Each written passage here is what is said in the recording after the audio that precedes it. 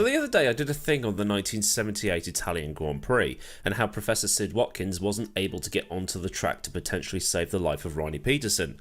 Peterson's legs had been badly broken in a first lap accident, and the TLDR of it all is that it took them 20 minutes to get Ronnie to the medical centre, where Sid was able to stabilise the injuries and then Peterson was taken to hospital. There the doctors did their thing, but something went wrong, causing fat to enter Peterson's bloodstream, and this led to kidney failure, whereupon he died. Following this, Watkins made several demands to Bernie, and he got them. Watkins would then be the go-to man for medical advice and just medical in general, and with the exceptions of Gilles Villeneuve, Riccardo Paletti, Roland Ratzenberger and Aidan Senna, if a driver was involved in a massive smash, Sid would be on the scene and would be able to help. Accidents that were killing drivers 20 or 30 years before, they were now able to survive, because of on-site medical care or because of how the cars had evolved. And in that Ronnie Peterson video I put up a list of a big selection of drivers who survived because of Sid, either because he was there on the scene or because of the stuff he'd implemented. The days of Jackie Stewart being tended to by a nun while soaked in petrol at the Belgian Grand Prix were long gone. Fast forward to today and you've got to be in the wrong place at the wrong time and have something truly catastrophic happen to be killed. And with that list of the drivers that I put up at the end of that video on Ronnie Peterson, I got thinking, a couple of those are worth an explanation by themselves. The first being Eric Comas at the 1992 Belgian Grand Prix. The modern Spa, well, I say modern, the Spa that's been used since the late 70s, is the track that the drivers and fans seem to love the most.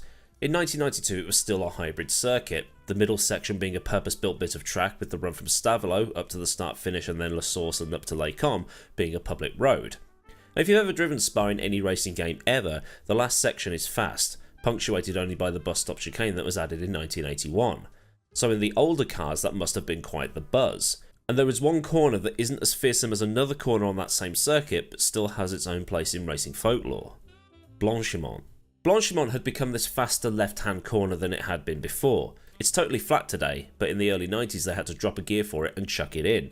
The downside was, on the exit, not a lot of room to work with. And due to a lack of footage, and by that I mean there isn't the 997 different angles that we have access to today, it's not exactly clear what happened to Comas's Ligier.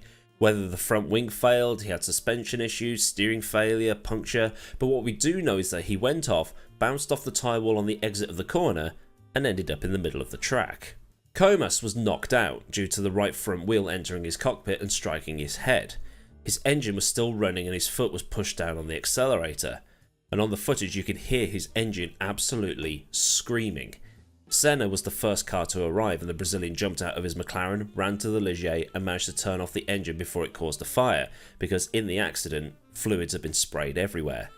Senna then held Comas's head until Sid arrived on the scene, and when Watkins arrived he found Senna holding Comas still, in the correct manner, and was told, "I made sure his breathing was alright, and I've asked the marshal to keep his helmet so you can examine it for damage."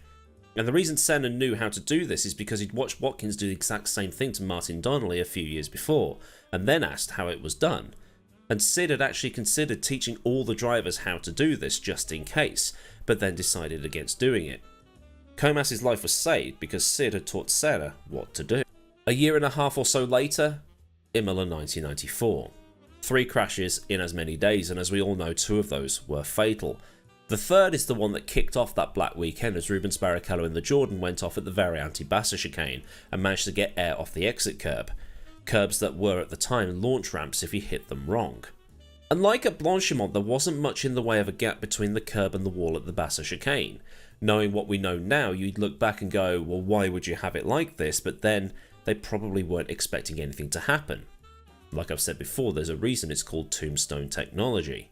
Either way, Barrichello had started his time lap. Gary Anderson joked, "I'd have my trusty stopwatch in hand and used to start it as soon as the car appeared into view. That way I could wind up Eddie Jordan by more or less knowing Rubens' lap time before he crossed the line." He then added, "It was a small driver error but with huge consequence. He was doing about 138 miles an hour when he lost it. The car was on top of the tyre barrier but still upright in the impact, and the bottom of the chassis had caught the top of the retaining wall. Incidentally, Eddie Irvine, who was serving a 3-race ban, was sat in that same grandstand."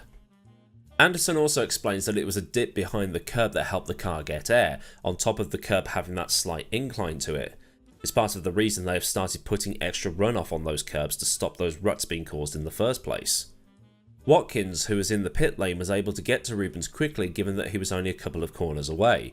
When he arrived, he found the Jordan upside down and Rubens had a blocked airway from a swallowed tongue, which, yes, is impossible. It's just a term for a blocked airway from the tongue rolling back in the mouth. I mean, I'm not a doctor, but also he'd got a broken nose and a sprained wrist. Apparently, he'd said, "Get the spare car ready and I'll be back in a bit." Damon Hill recalled, "Afterwards we brushed ourselves off and carried on qualifying, reassured our cars were as tough as tanks and we could be shaken but not hurt." Foreshadowing. But Rubens was back in time for Monaco. Then in 1995, another shunt. One that for a time looked like a career ender or potentially fatal, as Mika Hakkinen lost it going into Brewery Bend, a fast-ish right-hander that led onto the backstretch. One of the rear tyres had blown, so when Hakkinen went to turn in, the thing just rotated and then vaulted the curb in the same way Barrichello had done, which meant that he had no way of slowing the car down. He then hit the tyre wall hard and was knocked out cold, and that was because his head had whipped so violently he'd smacked his head off the steering wheel, breaking it in the process and then hitting the side of the cockpit. He'd hit the wheel so hard with his head that the buttons had actually imprinted onto the helmet. But, contrary to popular belief, it wasn't Sid that saved Hakkinen's life. It was two doctors, Jerome Cockings, who worked in intensive care, and Stephen Lewis, a neurologist, and they were there in, well, literally seconds as they happened to just be parked at that corner. Hakkinen had crashed at probably the furthest point from the pit, so Sid was still a couple of minutes away at this time. Both doctors saw instantly what was going on and found that Hakkinen was not breathing, and the blood running from his mouth was turning grey. Thinking quickly, the doctors administered an emergency tracheostomy, or tracheotomy depending on where you live. It's basically the same thing, but two different terms, and created a way of breathing below the blockage in his mouth to allow him to breathe again. And when Sid turned up, he saw that the two doctors had done everything as he would have done, and they just left them to do their work.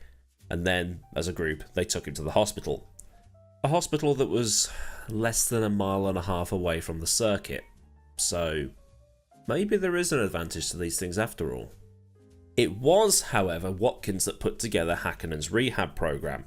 Bear in mind here that Hakkinen had a fractured skull from the accident, and in the hospital he'd suffered from excruciating pain, and both he and doctors didn't think he'd properly recover, especially since Karl Wendlinger had returned from his accident at Monaco the year before, not the same driver he was before and got let go by Sauber.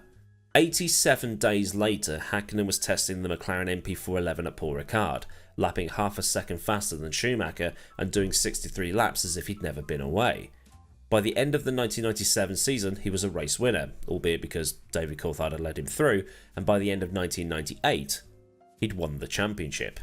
But while Watkins wasn't there for Hakkinen's accident, the medical program he installed after the 1978 Italian Grand Prix is the reason that drivers like Hakkinen, Comas and Barrichello were able to get out of those cars alive.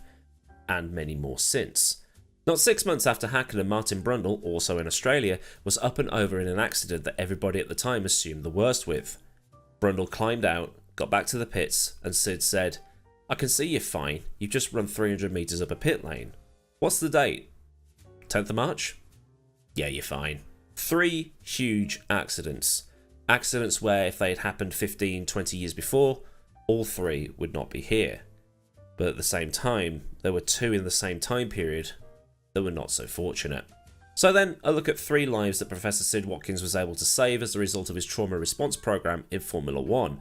If you've learned something new here today, then do like the video so I know I've done a good job, and for more stuff like this, get subscribed with the bell on so you never miss out.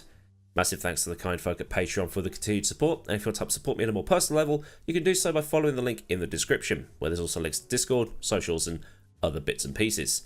Well, there's super thanks if you just want to say thanks, but in a more super fashion. So until next time, I've been Aidan, have a great day wherever you are, and goodbye.